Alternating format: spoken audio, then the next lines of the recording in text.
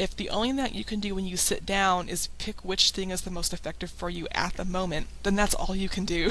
And just give yourself the grace to be human, because you are an adult with a full-time job and you have limited time to do this kind of thing. So do something that's going to benefit you every time you sit down to study, and that's really the best that you can do.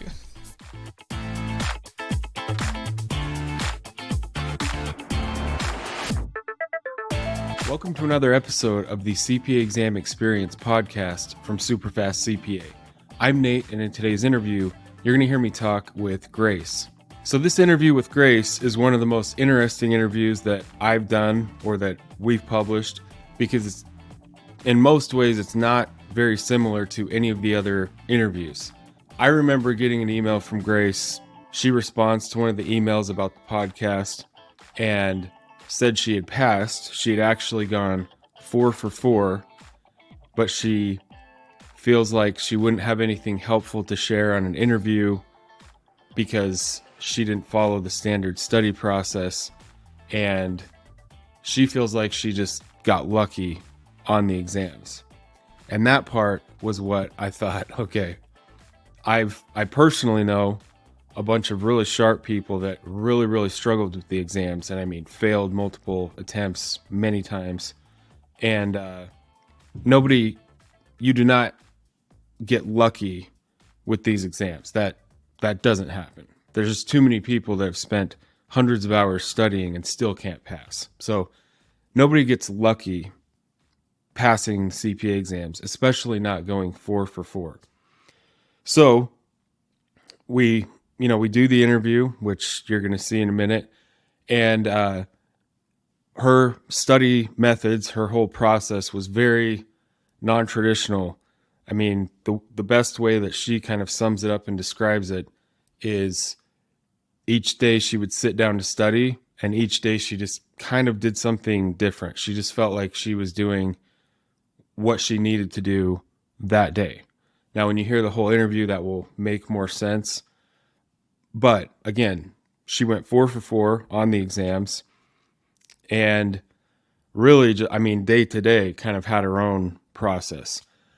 Now, in the end, as we're going through the interview and she describes this whole thing, it starts to become very clear to me why her process worked, because she was doing the main thing that any effective study method has, which is she was using active learning methods, or she was always actively learning. She was never just sitting there, letting a whole hour video lecture just wash over her and thinking she was going to take it in through osmosis, which is what a lot of people do. So the reason that her methods worked becomes clear, and I kind of point that out to her in the interview, and then we kind of talk about that aspect of it. So anyways, you'll find this interview very helpful / interesting, and you'll probably get a new perspective on several elements related to the study process. So before we get into the interview, I just want to mention the free training webinar.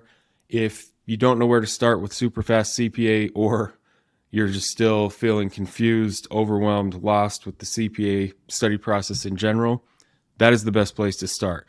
We go through the 6 pillars of every successful CPA study process, and you'll probably also instantly realize on the training what is wrong with your own process if you've been doing this for a while and still feel like it's not working. So the link to that training will be down in the description of both this YouTube video or just the audio-only podcast version. So with that out of the way, let's get into the interview with Grace. All right, so I have a lot of questions for you, based on your emails or your email.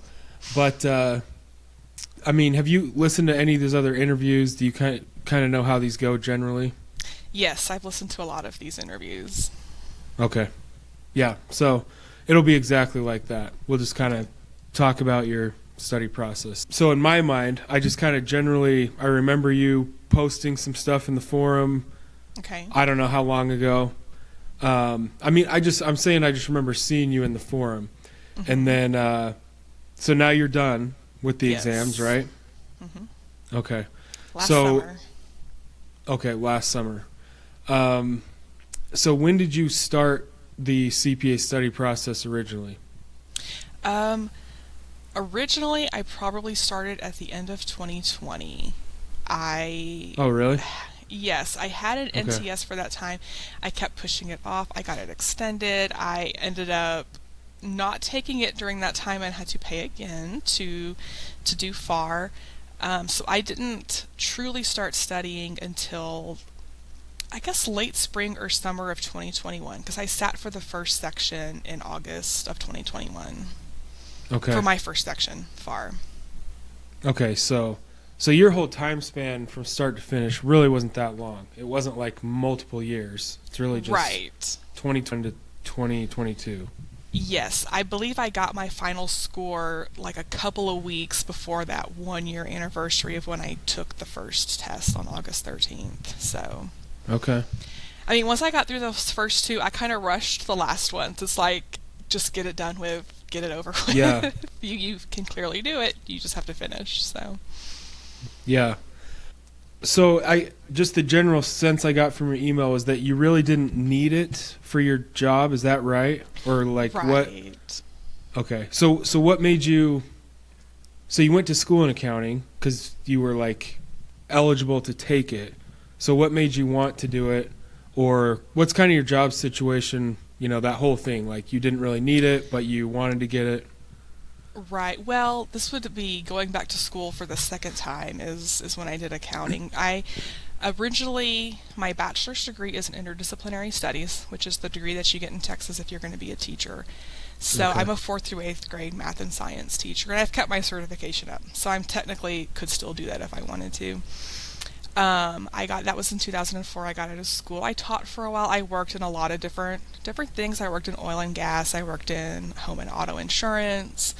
Of course, my little stint at in Utah at the animal sanctuary, and worked in a hospital for 7 years. And then I started working for the state. It was during my first state job that I decided to go back to school in accounting, and that just came about because I was seeing a counselor for a while. He insisted that I see a career counselor. She and I did I guess it was a personality test. It was called, she always just call it Berkman. So it was essentially, Okay. these are the things you need in your life to be happy. These are the kind of jobs that can give you those things that you need in your life to be happy. And accounting happens to be one of them. And our local community college, Austin Community College, is one of the community colleges in Texas that is, I don't know if certified or just able to, you can take the classes there that you need to qualify to sit for the CPA exam. So that's Okay. what I did. I went through ACC's program. Of course, I had zero accounting in my college history. I did it in high school, but so I had to, like 3.5 years of community college to get the classes that I needed to qualify for the exam. And really, it was just a career counselor's guidance, and this is something that might give you the things you need to be happy. So Yeah. that's why I went back Yep. into accounting. But I've been working for the state since. I started school during one state job, and then I switched to an accounting job at another state agency, essentially just a general ledger accountant. And I finished school in that job. I got a different job with the state as a grant accountant, and it was during I was studying and taking the exam during that time. And then I switched again. I now work as an auditor for the state. So I've moved through 4 different state jobs, 3 of which were accounting related, and that's how I ended up Yeah. here.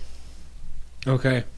So I'm interested to know, did the taking like a personality assessment and it kind of matching you with accounting, do you feel like that's been a good fit? Like you find it fulfilling and you enjoy it? I do accounting. I've been working as an auditor for a little over a year now, and I am really wanting to get back into accounting. Auditing is not accounting by any means. Yeah, It's that's true. vastly Yeah. different, and I miss accounting. So yes, I do feel like accounting is a good fit. It's just a matter of moving back into it. So Yeah. Well, I mean, having your CPA now, makes you as mobile as possible, as Yes. within accounting. So yeah, you'll find something for sure. Mm-hmm. Okay. So one of the things I found really interesting in your email is that you kind of said you weren't motivated to study really, but you just did it. And that's so, if you think about it, if you're really motivated to do something, it's kind of easy to do it, like I would say it's a lot harder to get yourself to do something if you're just not motivated to do it. So, Right. I don't know. I mean, you must have a lot of discipline. If you just kind of didn't have these big reasons to push yourself to do it, but you just kind of grinded through it every day. Mm-hmm. I don't know. So, I mean, you just decided I'm going to do these exams, and there wasn't some big motivation factor. So I don't know. How did you, I guess, Right. if you said you weren't motivated, I'm like, I can't use the word motivating or motivation, but what Right. were you like using to get yourself to do it each day? It was really just finishing what I started. School was not a cheap investment. That was, Yep. quite a bit of money, and it was finishing what I started. Really, I set out to start doing it. I had a visit with I guess he's just the head of the accounting department at ACC when I first started, and we set this plan, and this is what you're going to do. And it was honestly just finishing that plan. It was, if you aren't going to do the CPA exam, why did you spend so much time back in school? You could have been doing so many other things for 3.5 years that you were working full time and going back to school. So if that can be motivation, then I guess that was the motivation to get me to sit for that first exam. Though my application of intent was about to expire, and if I didn't sit for it, I was going to have to start all over at the beginning of that process. And just knowing that what it could do for me in the future, for the job that I'm currently working in, it's not necessary. There's very little, you don't need a CPA to be an auditor for the state. But that doesn't mean in the future I couldn't do something that does require it. It did open up, and there's a time that I'm going to stay with the state just because of pension and retirement reasons. But after that, I could certainly see myself moving into a private sector job that could be more beneficial for me professionally. So yeah, my only real motivation, if that's what you can call it, was you started it and you're going to finish it, because that's just what you do. You finish the things that you start. Yeah.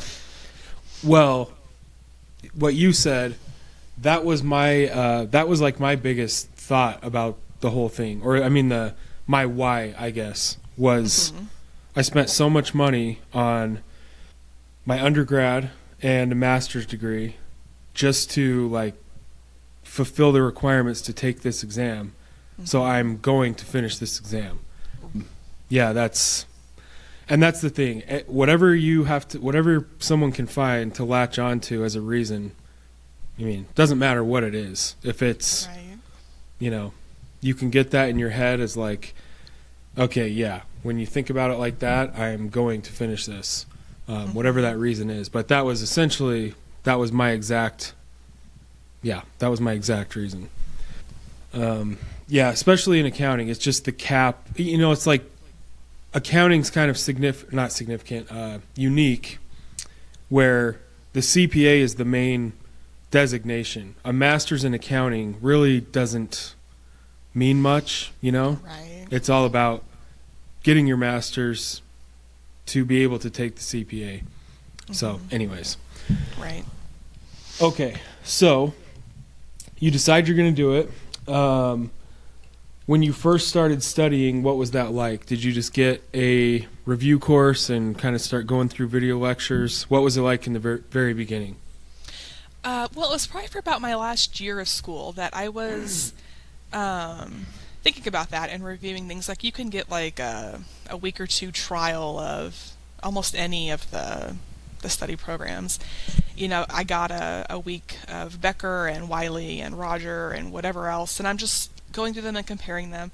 So before I got out of school, I had already purchased Wiley as my main CPA study program and SuperfastCPA.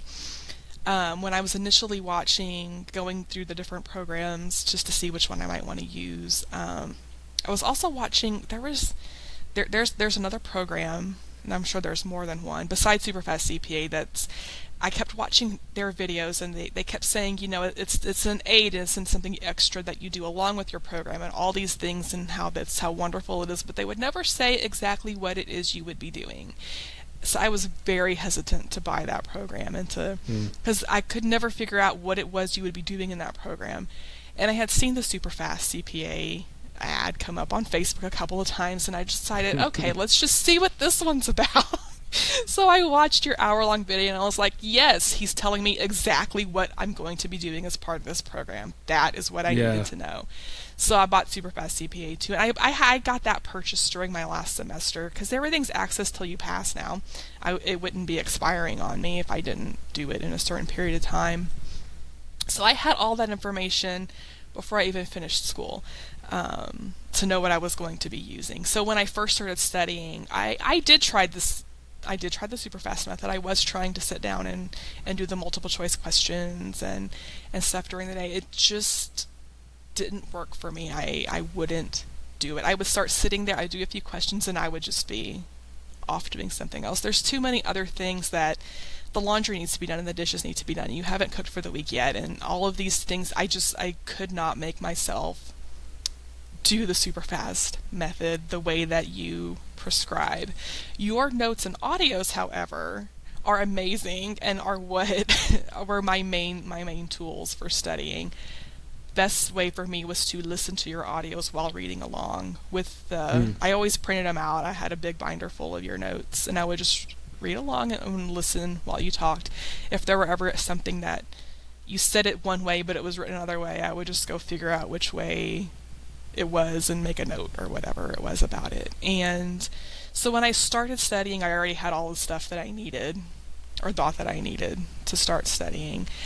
But it was always, through all of them, it was always a struggle for me to actually do it. So I got through far. I actually went back. I still have access to Wiley for some reason. I told him that I was passed and finished, but I can still log into that thing. But I went and looked it up. I answered 1,070, or attempted 1,075 of the multiple choice questions in Wiley for FAR, of the 3,127 that were available. And that is the most multiple choice questions I did in any of the sections, just to try them out. But for me, the best studying was listening to your audios and reading along with your written notes.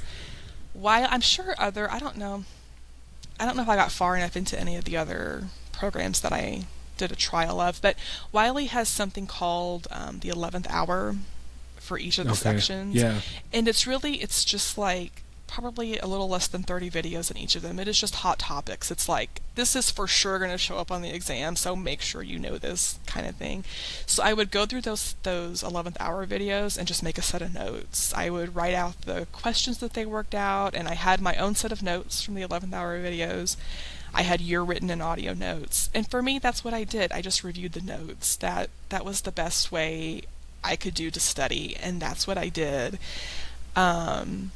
Occasionally, if I was like out eating, I would flip through your multiple choice questions and do multiple choice questions. But I only ever did yours because, like you said, they're a lot simpler. I'm not going to be able to sit there and read through a Wiley question on my phone and answer it. That's just not going to happen.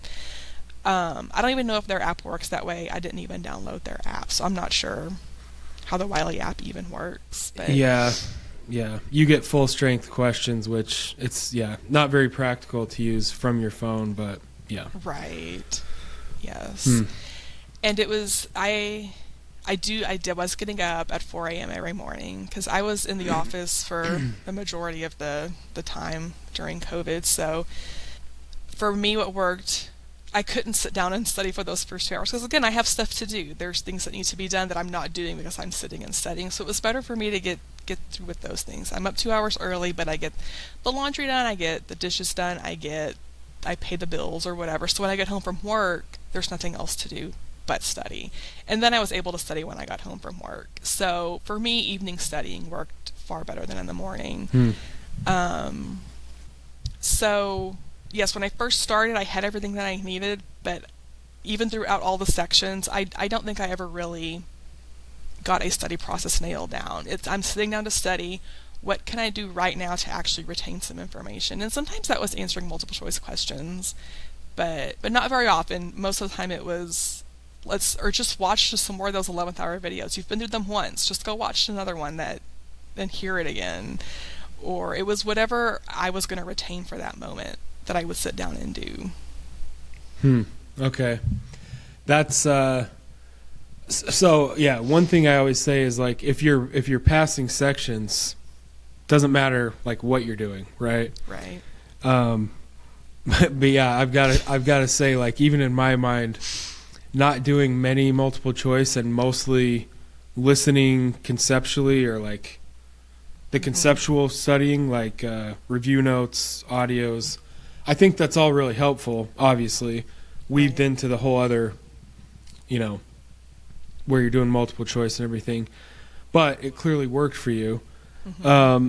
So you'd get up early in the morning, you'd kind of get your to-do daily list done, tasks, basically. right? Yeah. Right. And so on the average day after work, you would either watch those 11th hour videos or do the following our notes with the audios playing, and that was like, would you say 70 or 80% of the time you spent studying was doing one of those two things? Definitely, yes. Anything else I did, it wasn't consistent enough to say that I did it. Going through the multiple choice questions from your app, that wasn't a consistent thing. It was, I was eating out and I just was flipping through them while I was eating. But yes, the consistent things that I did was reading notes. But it's how I studied when I was back in school. Being back in school as an adult was so vastly different than when I went through college the first time. And when I was studying for tests in school, that's all I did too, was read through my notes from class. That's how I got through all of my accounting classes. So I was like, this is probably going to get me through the exams too. This is how I'm used to studying. I never, even studying for classes, I never went back through multiple choice questions that we did in homeworks or anywhere. It was always just reading notes that I did. So that is just what worked for me. Yeah. Well, so I guess in my mind, like one of the way, I think on the free training, I kind of explain it this way. You can read the text or like read the textbook from your review course for any given lesson and or watch the video lecture, and they present everything. And then the questions, just the context is just pretty different. So how did you, so what were your results? Like, you went in your first exam after studying like that. Did you pass it, or? Yes. I passed them all the first time I took them. Yes, I barely passed, but I passed them all. Yeah. Every test I walked out, I was like, that could go either way. I really am not sure. And I don't think all states do it, but Texas will give you a, what are these things called? A diagnostic performance report after each test.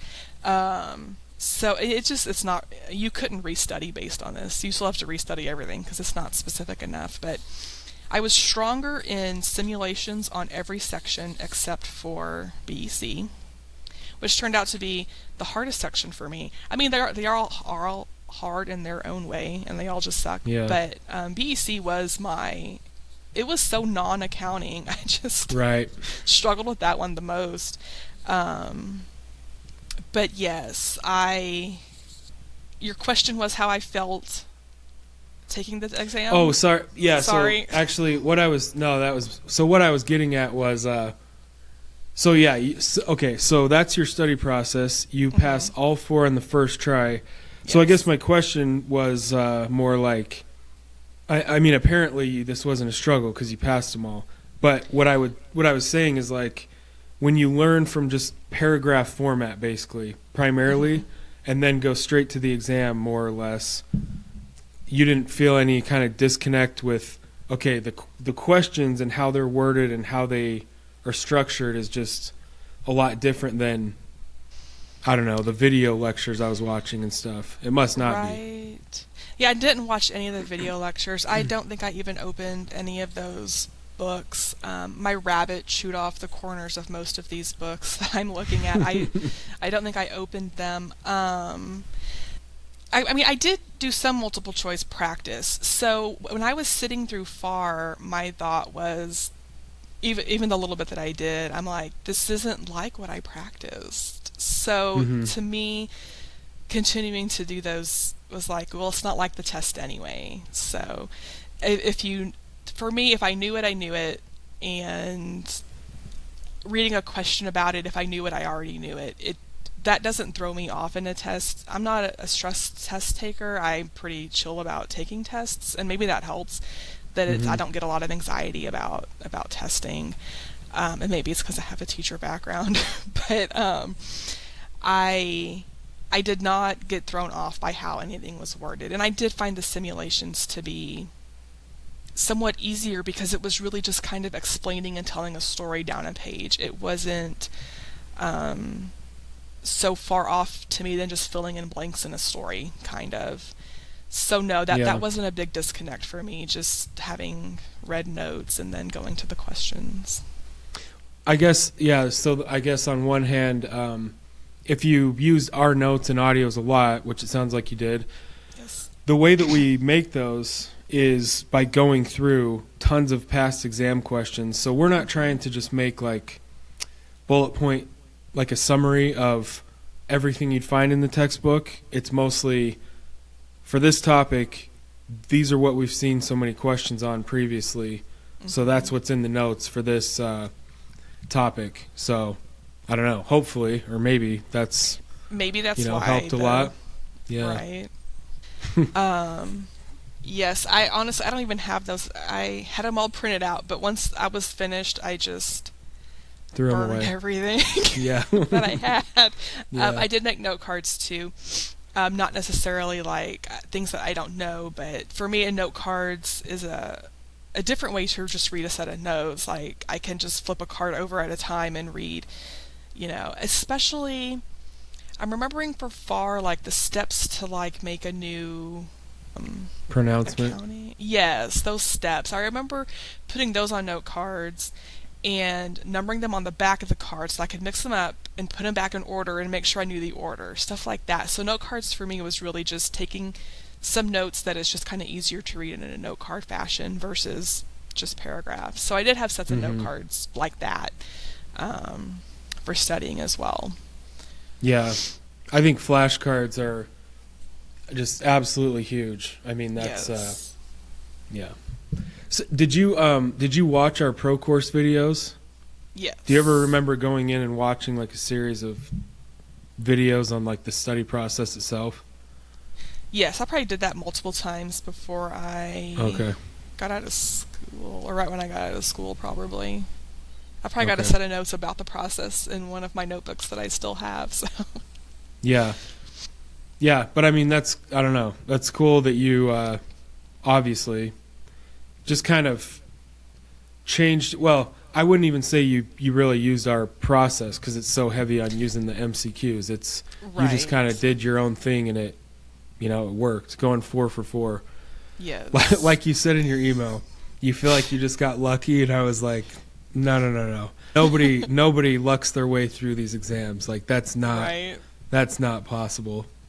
Right. So it's just my study method. When I was taking odd, I saw a counselor for, I don't know, a couple of months, I guess. Just, tell me what I can do. How can I get this study method down a little bit better? What can I do? And I mean, he had to pass exams too to do what he does. So we talked test strategies and study strategies a lot. But he was like, at the end of the day, you have all these things. You have all these things that you can use to study. You have the Wiley course, and they have videos and questions and lectures and stuff, and you have your notes. You have your notes from this additional program. You have all these things that you can do to study. If the only thing that you can do when you sit down is pick which thing is the most effective for you at the moment, then that's all you can do. And just give yourself the grace to be human, because you are an adult with a full-time job and you have limited time to do this kind of thing. So do something that's going to benefit you every time you sit down to study, and that's really the best that you can do. Yeah, well, yes. Right. So that's very, it's one of those things that sounds so obvious, but it's also really good advice, because people get, you know how things work. You just get lost in your own day or whatever's going on. So a question on that, how would you decide, like arbitrarily or whatever, okay, tonight I think MCQs would be what would really help me, or no, tonight's reading the notes while I listen night. How would you decide what's the most helpful in any given moment? Sometimes trial and error. I know myself well enough usually that I will just know that I can't concentrate if I'm just going to read a textbook today, or I can't concentrate if I'm just going to be looking at multiple choice questions. But sometimes, you start doing something and I'm just like, this is not effective. I just got through 3 pages and I have no idea what it said. So we're going to switch and try something else. Just pick up your note cards and just look through your note cards. Note cards are easier for me to focus on because it's tiny pieces of information at a time. So sometimes trial and error, but mostly I just know myself well enough to know how tired am I, how am I what am I going to be able to focus on? And that's just knowing myself as to what, I don't know how else to say that. I typically know what will work. Yeah. Have you read Atomic Habits by James Clear? No, but I feel like that's on my reading list as something you have recommended in the past. Yeah. He's basically describing, kind of what you're talking about, where it's kind of a fallacy. The whole idea of achieving your goals is just having, this huge amount of discipline and self-control and just powering through with brute force until you accomplish your goals. He's saying it's much more this process of kind of strategically setting up your day or your environment or whatever it is to kind of find the path of least resistance to at least do something each day to like move closer to your goals. Yes.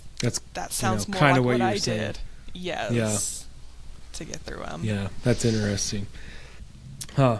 Okay, let me look at your email for a sec. There was several things I wanted to ask you about. So one thing was the affirmations. So you said you had a counselor that would have you write affirmations down, and it sounds like this is another book reference, but have you ever read Think and Grow Rich by Napoleon Hill?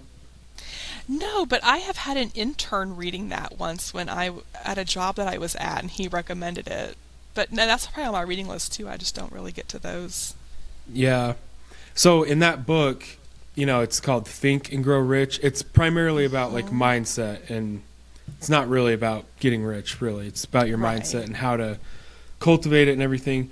But he gives that exact advice where you write affirmations in the present tense based on whatever your goals are. You write them down as if they had already happened.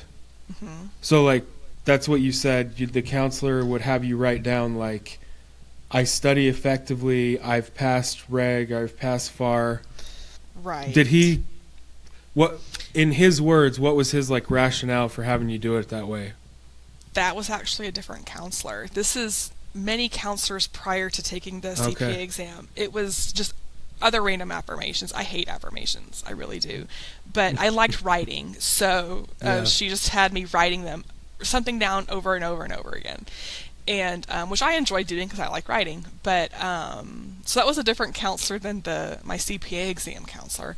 But yes, I just used that, and it was, my journal is right here next to me. There are so many pages that are just full of, I am studying effectively to pass reg, I am studying effectively to pass FAR, or I will pass, I have passed. And, after having watched so many of these videos with you, just my poor rabbit had to hear all of this stuff. He probably knows your voice. If I didn't have headphones on, he'd recognize it. But I would just talk to you as if I had already passed, as if I was already telling you the story of how I passed, even though I hadn't even taken a section yet. He had to hear over and over again how I passed the CPA exam, even though I hadn't passed it yet. That's funny. But I try to do that with everything, even like stuff I'm nervous about, like a job interview or something. It's like, in 2 hours, this is just going to be in your past, and you're not even going to have to think about it anymore. When I'm walking in to take one of the exams, it was like, by 5 o'clock, you're going to be having dinner, and you're not even going to be thinking about the exam anymore. You're just going to be done. So just look to that. That's what you're doing. You've already passed. You just have to show them now that you did it, and you have to sit and answer these questions to do it. So yes, I do that a lot. Just act like it's already over, and you've already passed, and you're fine. Mm-hmm. Yeah, that's. I'm into all that stuff, like the self-help. I read a lot of books. Actually now not that much, but for a long time, I read so many books about that kind of thing. And I remember I was in a college class one time, because a lot of people think that, think the whole self-help thing's kind of dumb or too fluffy or whatever. But I was in like a business class in my undergraduate, and this kid raised his hand. I can't remember what the whole point was about what we were even talking about, but he just mentioned that he was his like job during college was like a valet. Okay. Up at Deer Valley, so in Park City, like the nicest ski resort. Okay. And he's like, so all I do all day is park rich people's cars, and he's like, 9 out of 10 of them, there's self-help tapes playing or CDs playing in their car. Okay. And anyways, I just thought that was funny. I always think of that kid saying that one comment in class. It works. So, no, it does, right? Yep. Okay, so you would talk out loud a lot, whether it was like a motivational thing, or would you also do that with like the concepts? You'd read something in the notes, or kind of explain something back, or was it? So you didn't really do that with the actual material? I don't remember ever doing that with the actual material. If I was reading aloud, it's because I was reading it aloud from the book or whatever, from your notes. But just reciting stuff out loud, I don't ever remember doing that. I might have. Oh, okay. So the out loud stuff was just kind of your, like, motivational getting in stuff. The mindset. Kind of, yeah. Okay. Yeah. Okay. Yes. Okay. Okay. So you do your to-do list in the morning. You work. So how many hours would you just be doing? Like 2 hours each night, study-wise, or how long did you actually study?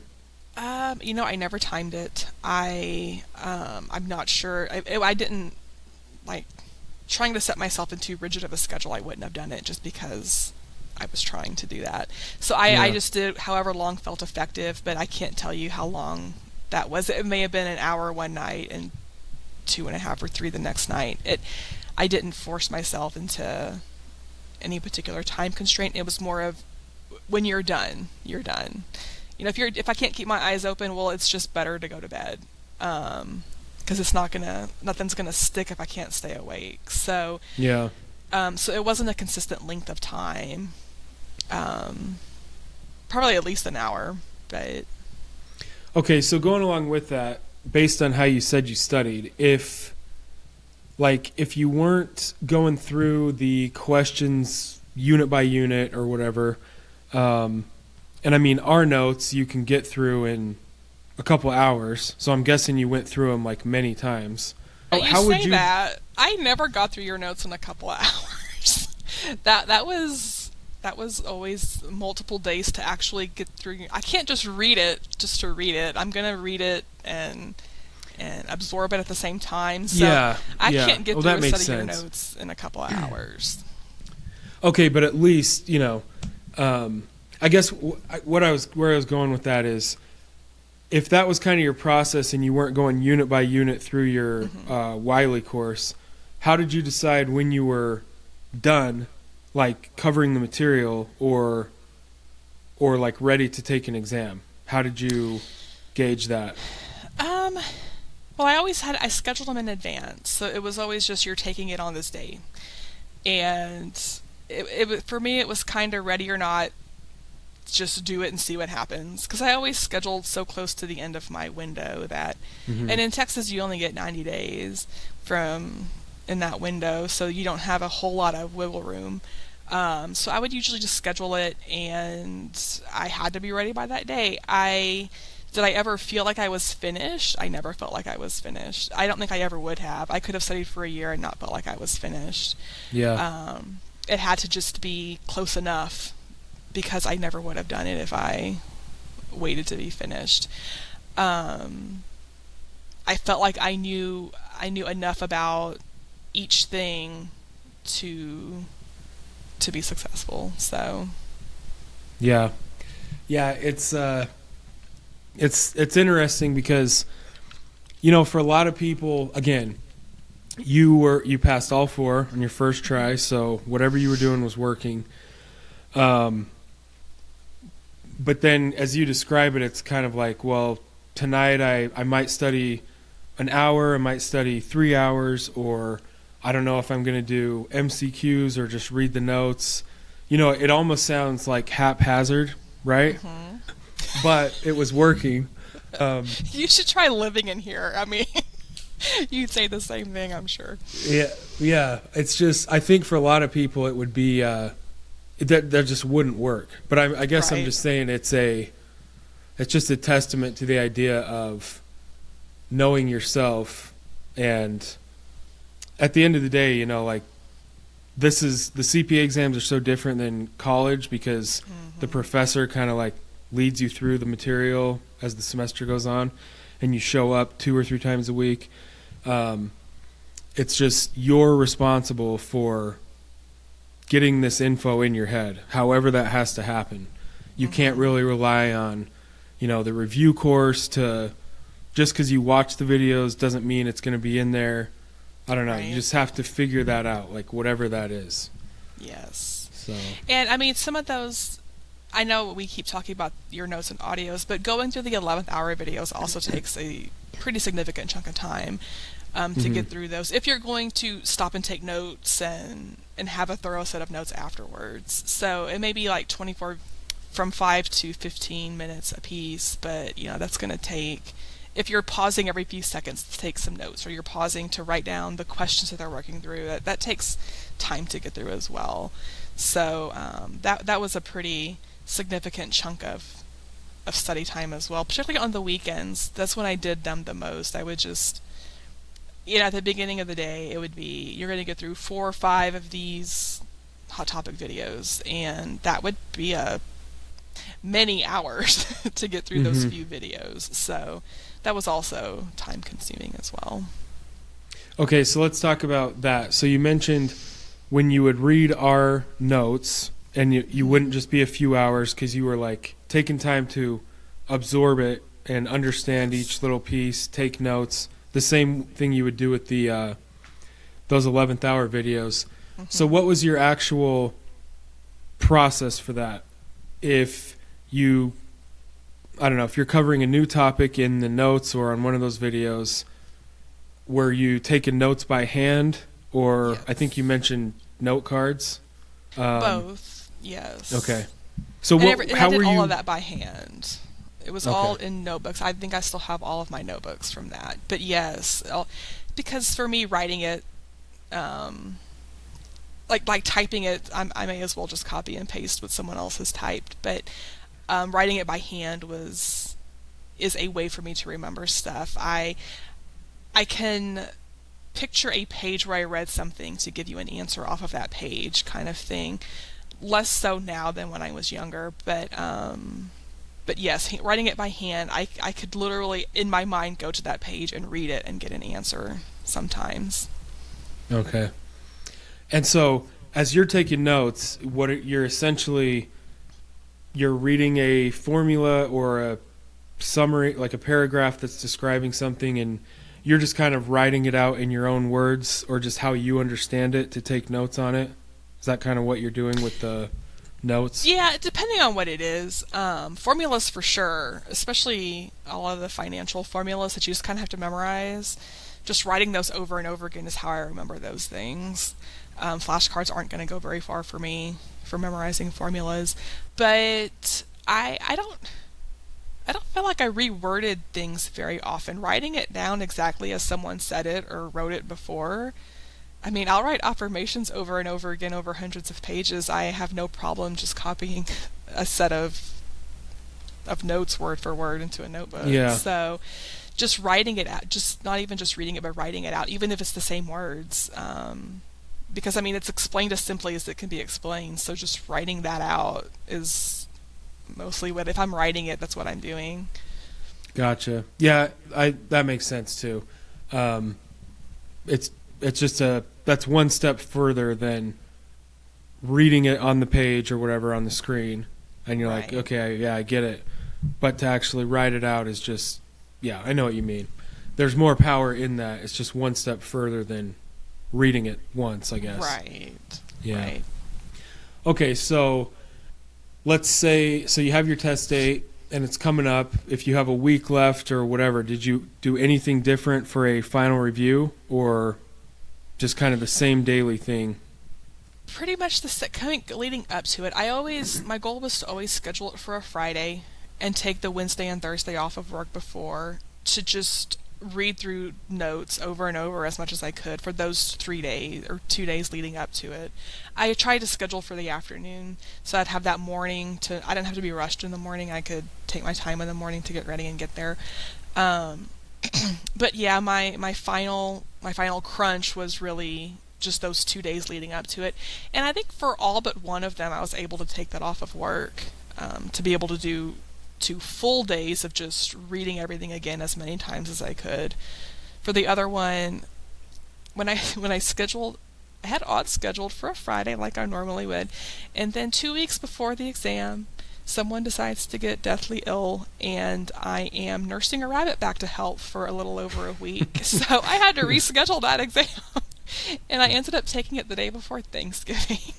So I couldn't take the 2 days prior off. I had to just do what I could in my hours after work, just reading and reviewing as much as I possibly could after work for those 2 days before I took it the day before Thanksgiving, which is a Wednesday. So, Yeah. so yeah, otherwise it was the Wednesday and Thursday, cramming as much as possible, re-reviewing as much as possible before I actually go sit and take it.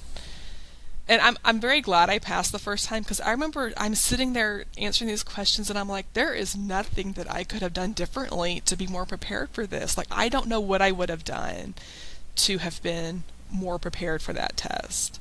The stuff that I didn't know wasn't in any of the notes that I had or reviewed or anything, particularly reg with some weird tax stuff. And Mm-hmm. and in another one of your interviews, it was a girl, and she said that when she would finish the test, she would just write down the things that she knew she didn't know. If she had to restudy, these were the things that she really needed to study because she couldn't Yeah. answer questions about them. And I did that too after each section, just in case. It's like, this is what you didn't know. And I know it's probably a big, huge no. I shredded those after I got my passing score, so there's not a list anywhere of stuff that was on that test. Yeah. But it was a list of what I knew you didn't know enough about this, so if you have to redo this, this is what you need to focus on, so. Yeah.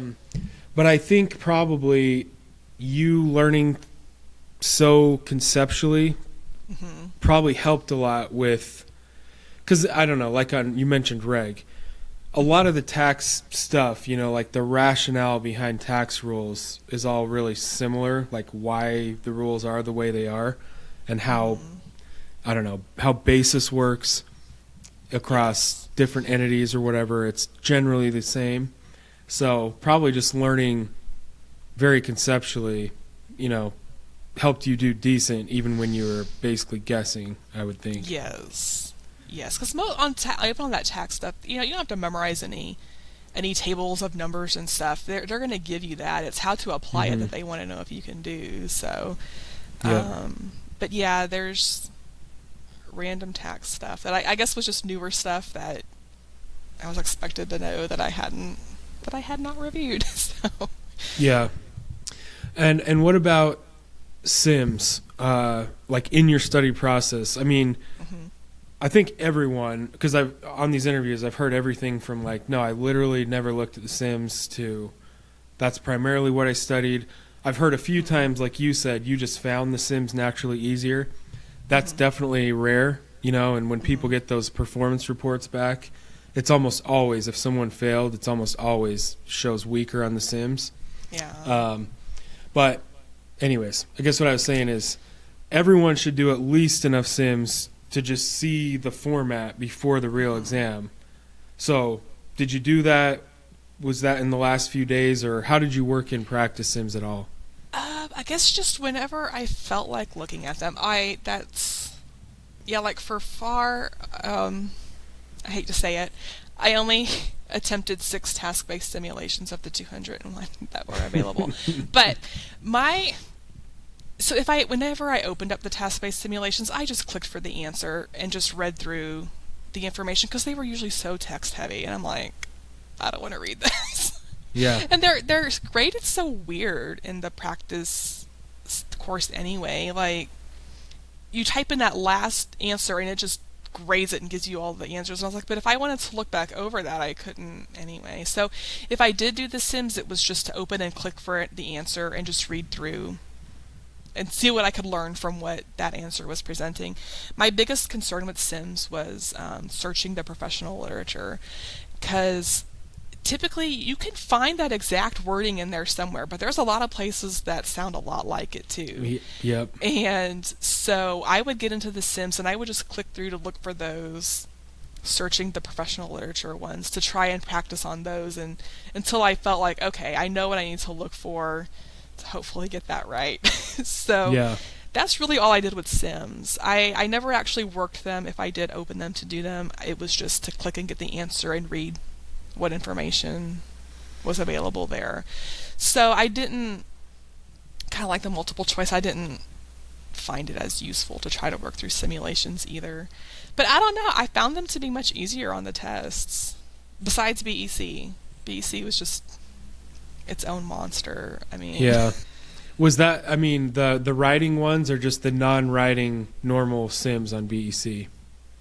Was a monster? They all were. The ones that you found, yeah, just all of them? Okay. Yeah, I don't think I even looked at regular simulations for BEC.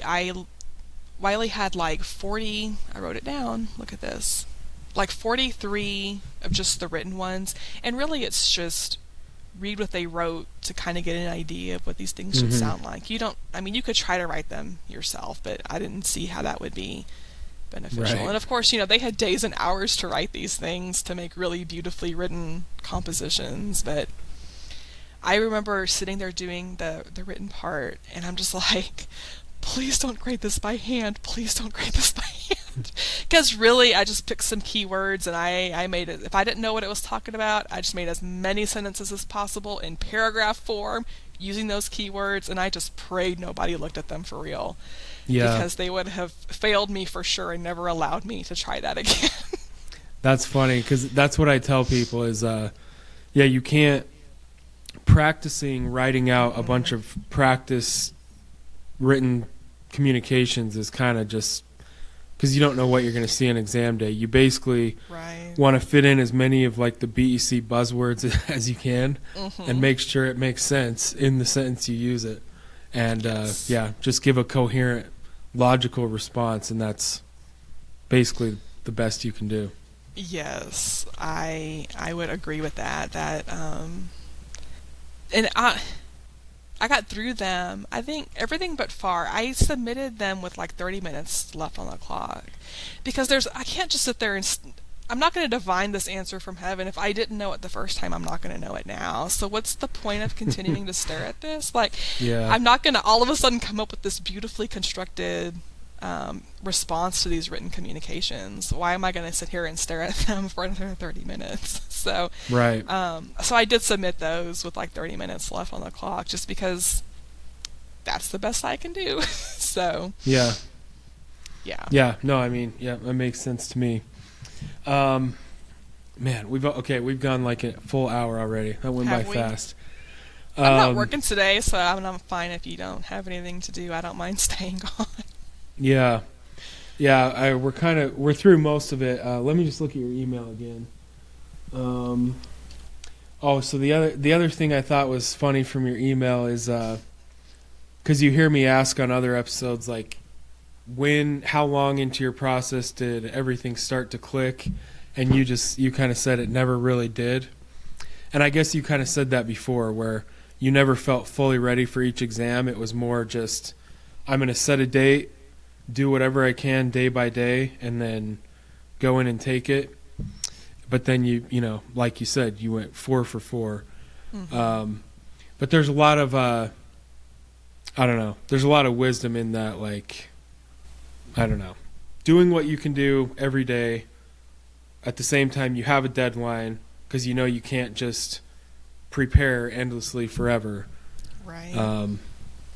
Your whole approach, I just find it very interesting. But yeah, again, you went 4 for 4. It's just I did.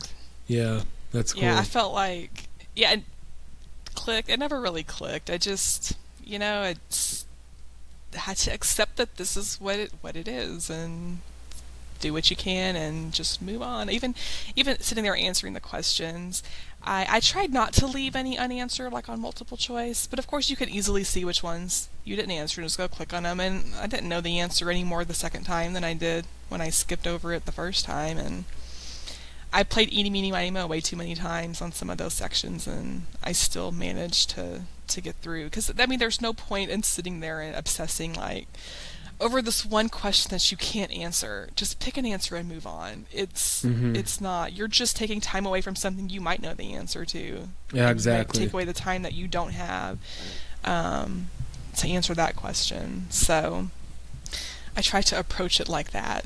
It worked. Luckily, it worked. But okay, so one other question I have about how you would use our notes. So were you trying to... Did you get through them start to finish multiple times, like during your window studying for FAR, or were you working through them slowly enough that you were kind of matching the, like, let's say you're going through the, I don't know, the leases or something on those 11th hour videos, and you're just kind of closely working with our notes on the leases, or were you getting through the notes like multiple times, like, I don't know, once every 5 to 7 days or something, and then just starting over? Yes, I got through them many times, just starting over. It was never super quick, but I got through them multiple times within that time frame. And audios, I would listen to them to and from work, but some days the app just wouldn't load. And it was just like, well, I can't do that today because I don't want to sit here for 10 minutes when I could be at home already. So as much as I could, I'd listen to them in the car.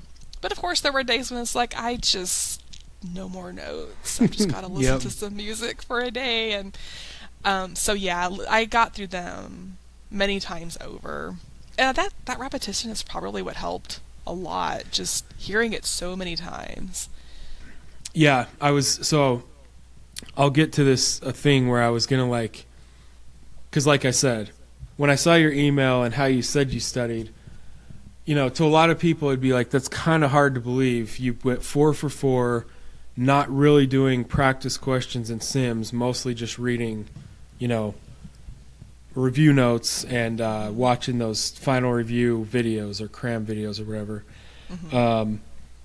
So if I was to analyze why it worked, I think what you said, where you weren't just always reading the notes, you were kind of carefully, you were reading them, but you were going piece by piece, making sure you understood as you went, taking notes. So it was this very active process. So actually, okay, that's a really good point. Because I talk about that a lot. If you're just sitting there passively, you have the video lecture on and you're just sitting there and half hour goes by, you can tell yourself, yeah, well, I just watched this video, I'm getting things done. But it's very low impact, or it's just very passive. Whereas you were doing that, you were using the review notes and watching those videos, but you were doing it very actively. right? Yes. Like pausing it constantly, making sure you understood, okay, what they just said is this. So take a note. So yeah, that's just a huge Yes. distinction, I guess, for anyone listening to this in the future. It is. Even just reading your notes, if I got through, 2 pages and I'm like, well, I just zoned out and I wasn't really reading that, I would make myself go back and start over again on those 2 pages. And yeah, I didn't let myself do that. Like, it was, if you didn't get it, you're going to go back and do it now. And you're going to get it. Or you're going to switch to do something else. Maybe this isn't what you're going to do today. Maybe you're going Mm-hmm. to just do something else because this isn't working. But yes, I would say it was very active and repetitive. I repeated things a lot. Yeah. So, and that would, okay. So that would be another thing that I would say, like, okay, why did her process work so well? Yeah. The thing I'm always saying is, these exams and learning all this material, it's a lot like learning a new language. And everyone understands that example. Like, you couldn't do one deep dive study session and like master a new language. It's just not possible. You can only functionally learn like a new language through this constant like repetition, saying the new words over and over, using them in the sentence, however that language works. Right. It has to come like in layers. Your understanding has to come in layers. And so that was worked into your process as well, it sounds like. Yes, I would say so. Yeah. So with your notes, as you're going through our notes repeatedly, it's like the second time you read them and the third time something new clicks, so you kind of add to your notes for that topic. Is that basically what you would do? If it happens like that, I probably, I don't remember specifically enough. Yeah. It's been a while now. Right. It's easy to put that behind me and not remember specific details like that. But my goal was always to have this set of notes that I could just review over and over again. And I mean, every now and then I'd have to go, oh, that, even just Googling something just for some clarity helped. But I don't remember doing that frequently. But sometimes it's just saying it in a different way. Let me change these words around because this makes more sense, kind of thing. Right. Yeah. Yeah, so I guess in general, just a big takeaway is everyone I talk to has one unique thing, and like with you, your whole approach is unique. But the more we get into it, I can see like why it worked.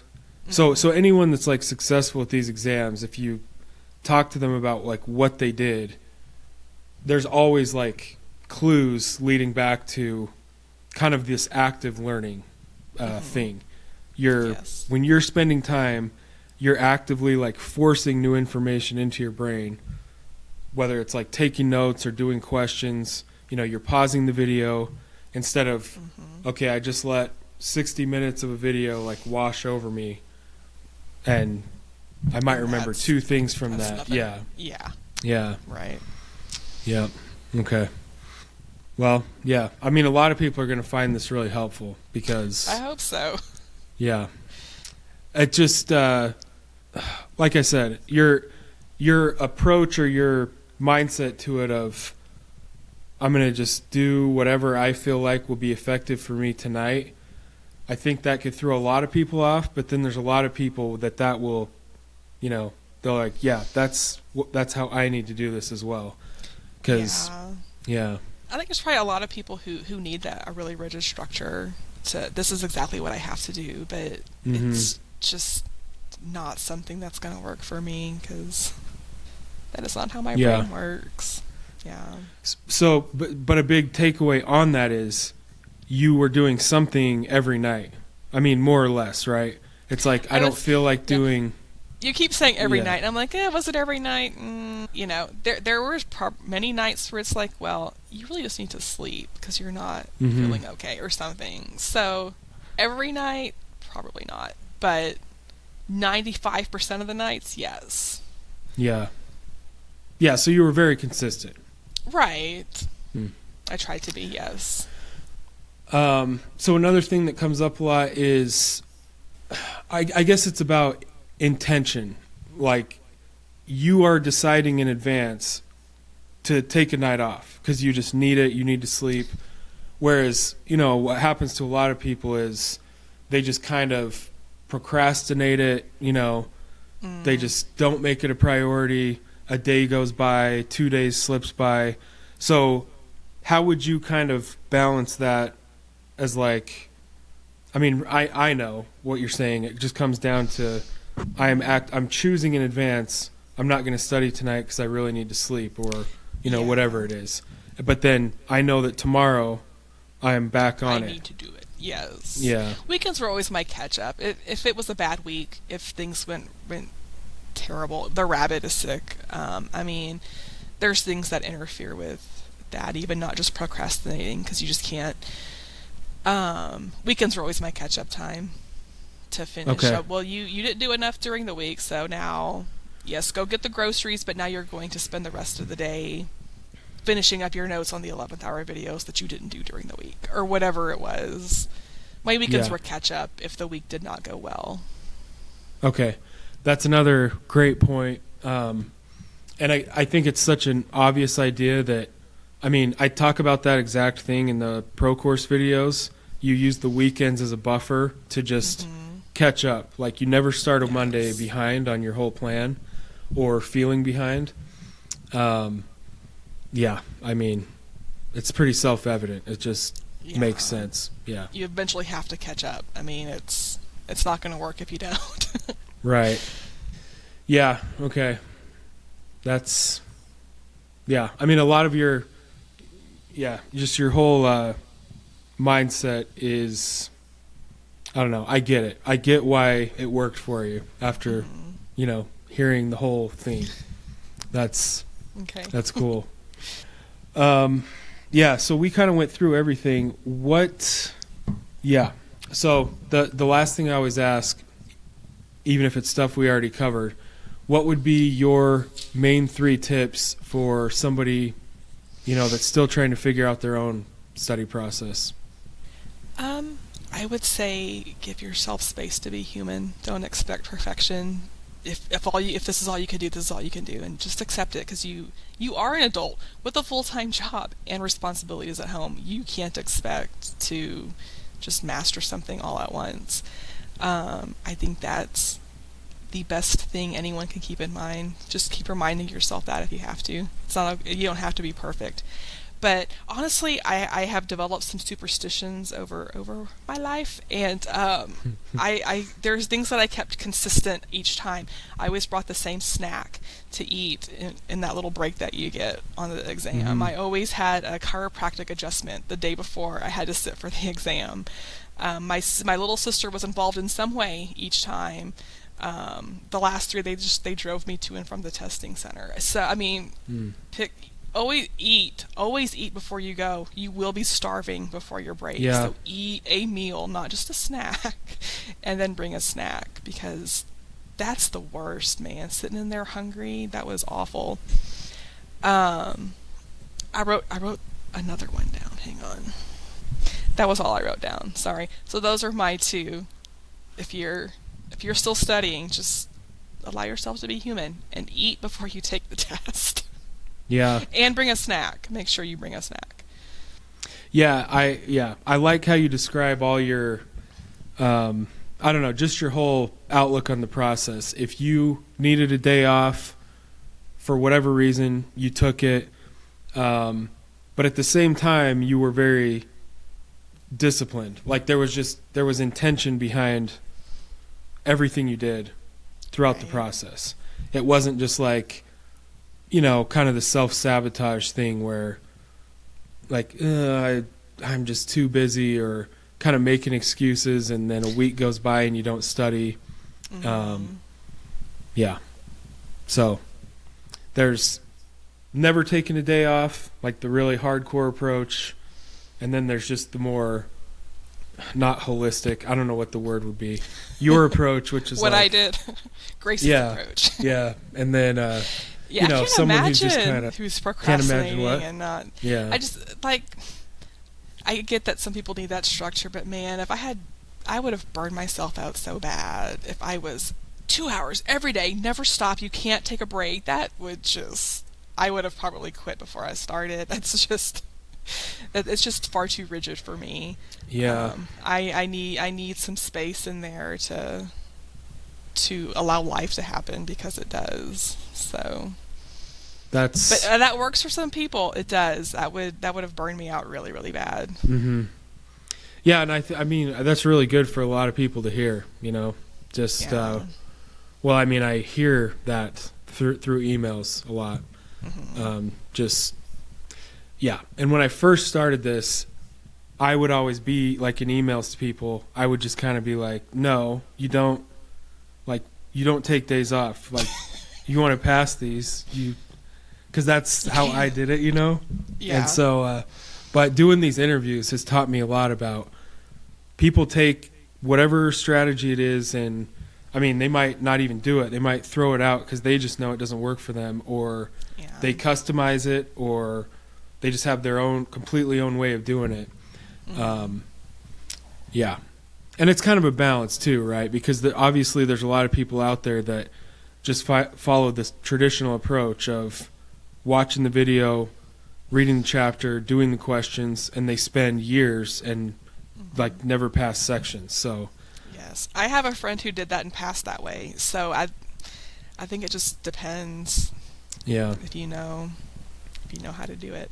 I mean, where I'm working now, there's a lot of people who are taking their CPAs, and I always tell them, hey, go watch the video. It's just an hour. Just watch it and see if there's anything that you could use as you study. You know, they might give you an idea. And so I've been referring people to SuperfastCPA. I don't know. They don't follow up with me if they've actually done it or not, and it's not my business. Mm-hmm. It's fine. But yeah.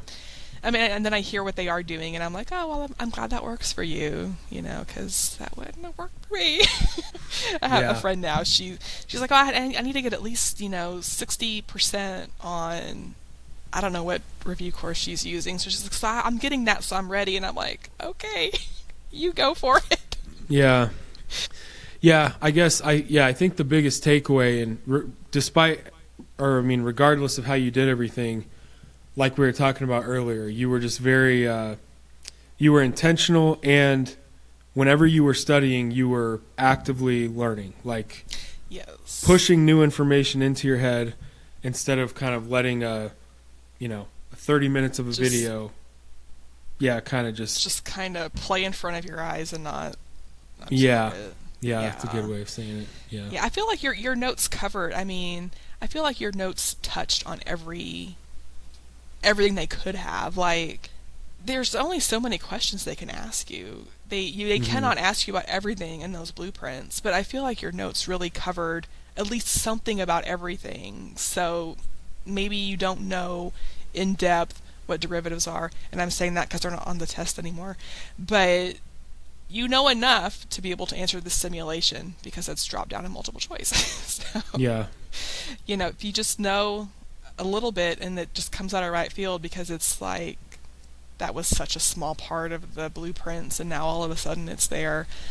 I feel like your notes touch on enough of everything to be a very well-rounded studying. So thank you. I mean, I'm glad it helped. And I mean, again, when I read your email, how you were like, you said you primarily used our notes, I've got to admit that even me, I almost think like, I mean, our notes are good. Like, I obviously believe in them a lot, but to be someone's primary material, I still hesitate to like recommend that or say, this is all you need. But I've heard from a few people that said they primarily used them.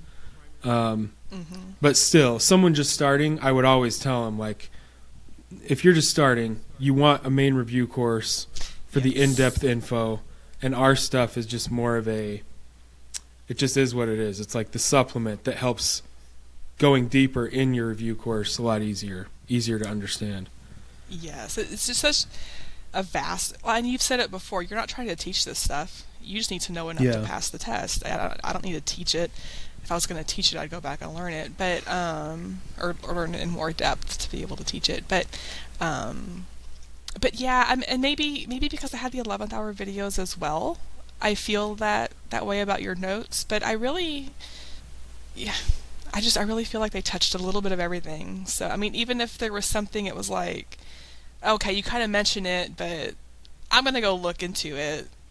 I just can't tell you that happened often enough to say it was a regular thing. Yeah, I mean, we do. We use the blueprints to make them, so it's like, okay, know this on the blueprint. Okay, now let me look past, in all these past questions, what things appear a bunch in questions based on this. So, I mean, yeah, hopefully that's the idea. They touch on everything in the blueprints, at least touch on it. Yes. So, yeah. And I did have the blueprints printed out for each section, and I probably read through them at least once, but I never referred back like, oh, I'm trying to learn this, but is it even in the blueprints? Because, the blueprints can be kind of vague. What does it really mean? So, yeah. Yeah, they're kind of a guideline. It's not this thing that you need to cross-reference relentlessly while you're studying. Yeah. Right. Okay. Well, yeah, that's basically, I mean, we've gone through everything, but that was fun to hear your story. I didn't know, based on your email, I didn't know how this was going to go, honestly. But that was just very, very insightful, and I think will be really helpful to a lot of people that, kind of fall in your type of thinking, where being too rigid is much more detrimental than it is helpful. Right. Yeah. So. Yes, I wasn't sure if it'd be helpful. I didn't want to make you sit with me for like an hour and be like, well, this is just crap. We can't share this. And you probably want to edit that little word out right there. But yeah, I didn't want to. I mean, I did pass. I did use your stuff. I just didn't follow a really strict method, so I didn't know how you would feel about presenting that to people. So. No, yeah, but getting into the details, I mean, I can clearly see, why it worked. Right. It's essentially just that you were actively learning. Whenever you were studying, you were actively learning. I mean, that's really what it comes down to. I think so. Yeah, just a totally different way of doing it, but going 4 for 4, nobody lucks out doing that on these exams. So yeah. But once I got through the first 2 sections, it was really like, okay, just do it, just finish it, come on, don't. I would always start studying for the next section before I got my score back, but I scheduled my exams very, except for odd, which got messed up when someone got sick, and I scheduled as close to the grading cutoff as I could so that I didn't have to wait very long to get my score. So really, when I got my score, I was only a couple of weeks into studying for the next section. If I had to just stop and go back and restudy, it wouldn't have been a big deal. So I tried to be very meticulous about how I scheduled the exams so that I wouldn't have to wait very long for results in case I had to restudy. But thank God. So that's one thing I never asked. How far apart, or not how far apart, but when you start studying for FAR, how far away did you set your exam date? I don't remember. Let me see. Hang on. I know I have this written down. That's why I'm looking. And I didn't allow myself to reschedule that one. So June 27th, 2021 was about a week of studying. And I sat for the exam on August 13th, which was a Friday the 13th, which I thought was a terrible idea, but it turned out not to be. But, so what was that? Probably like June 20th I started, and I took it on August 13th. So less than, 5 or 6 weeks, or 7 or 8 weeks, yeah. Something like that, yes.